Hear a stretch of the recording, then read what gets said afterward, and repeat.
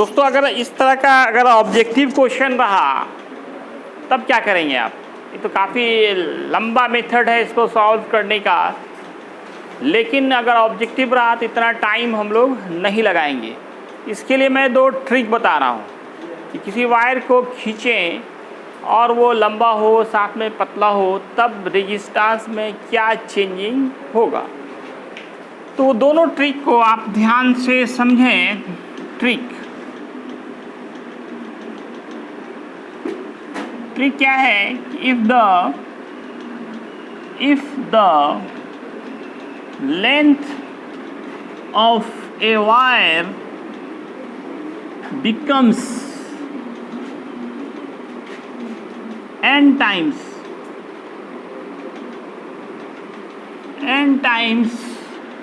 of initial after stretching,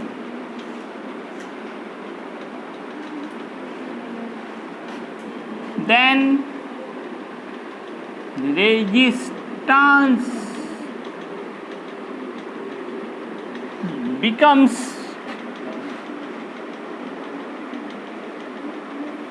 n square times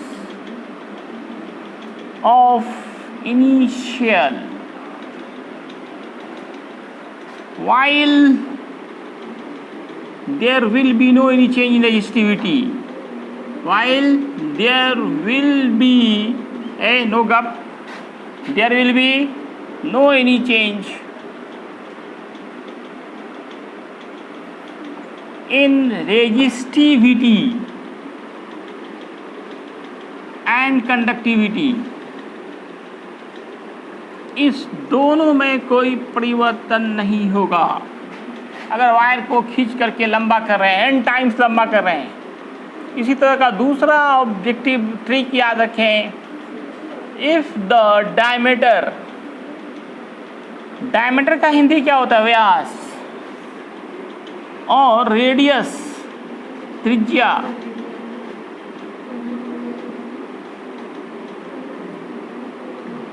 of a wire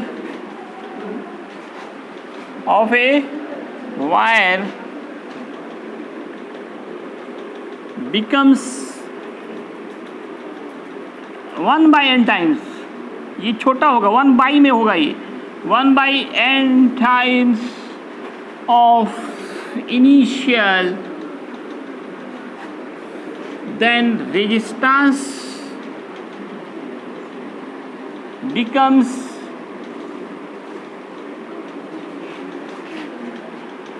n पे power 4 times.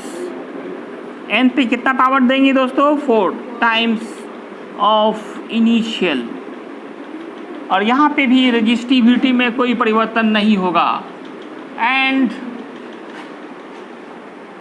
Video बंदा, तुम लोग गप कर रही हो, इतना तो दिमाग नहीं है। अलग अलग बैठो, चलो एक इधर एक इधर बैठो, बैठो ना दूर दूर। And there will be no any change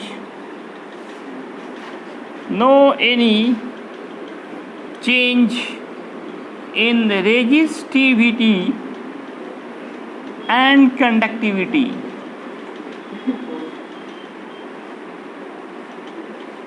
तो इसमें किस तरह के ऑब्जेक्टिव रहेंगे, मैं आपको कुछ ऑब्जेक्टिव दिखाने जा रहा हूं। If the radius of a wire becomes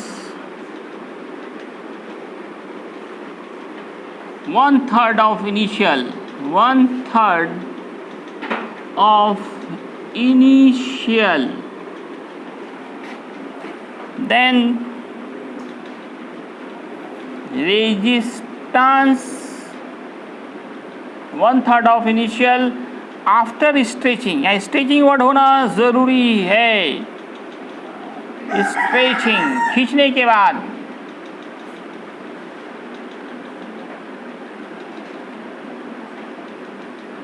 then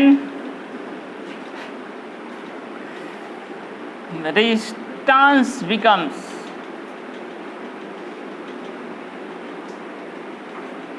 resistance कितना हो जाएगा? आपके पास पहला ऑप्शन है 3 टाइम्स,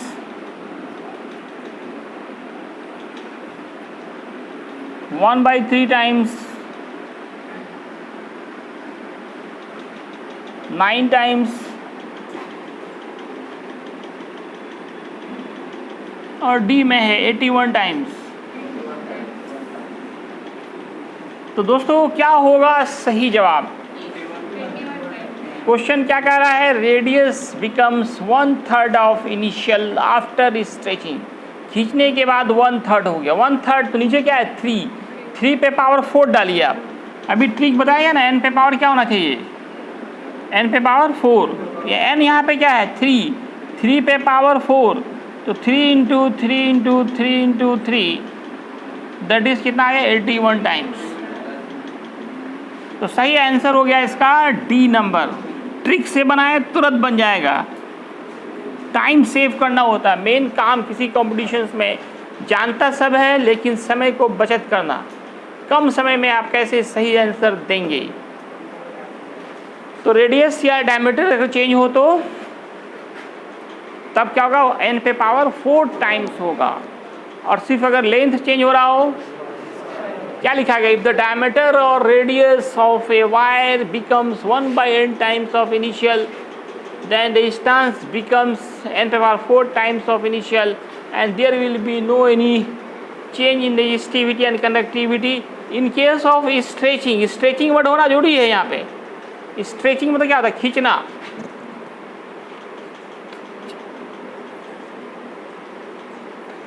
अगर नहीं खींचा जाए, ऐसे ही चेंज हो जाए, तब क्या होगा आंसर? यहाँ पे अगर मैं radius of wire becomes 1/3 of initial after stretching हटा दें, यहाँ पे कोई तार ही ऐसा है जिसका 1/3 लिया गया शुरू का, तब क्या आंसर होगा? तब सही में कौन सा आंसर हो जाएगा? इसमें से ए बी सी डी। सिर्फ यहाँ स्ट्रेचिंग हट जाएगा तो आंसर बदल जाएगा आपका। तब कौन सा होगा? सिर्फ अगर यहाँ पे हम स्ट्रेचिंग बदल हटा दें, सिर्फ रेडियस बिकम्स 1/3 ऑफ इनिशियल, मतलब दो तार है, एक का रेडियस दूसरे के रिस्पेक्ट में 1/3 है, तब आंसर क्या होगा? What will be change in distance? No, wrong. Radius घट रहा है ना, क्या वो कौन सा सही जवाब होगा? तब ये आंसर होगा 3 टाइम्स। तब कौन सा आंसर हो जाएगा? ए नंबर। एक ही क्वेश्चन है, देखिए थोड़ा सा सिर्फ क्वेश्चन चेंज हुआ तो आंसर बिल्कुल क्या हुआ? बदल गया। और आप बोलिएगा हम सही लगा के आए हैं फिर नंबर कम का आ गया। कुछ लोग बोलता है एग्जामिनेशन के बाद हम तो सब मार के आए थे ऑब्जेक्टिव, कोई गलत नहीं किए थे। तो आपने क्वेश्चन को ध्यान से नहीं पढ़ा। एग्जामिनेशंस में आपको करना क्या है? क्वेश्चंस को इत्मीनान से ध्यान से पढ़ना है, हड़बड़ नहीं करना है। लिख लीजिए हमको लगा यहाँ से लिख लीजिएगा वीडियो से।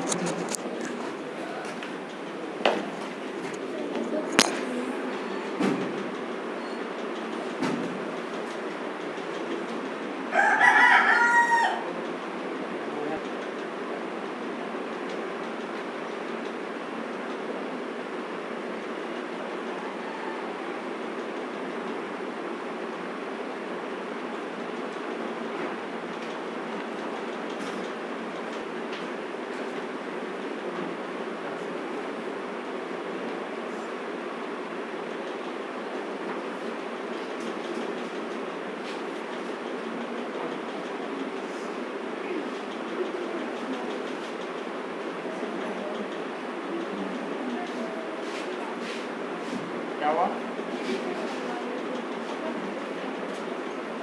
क्या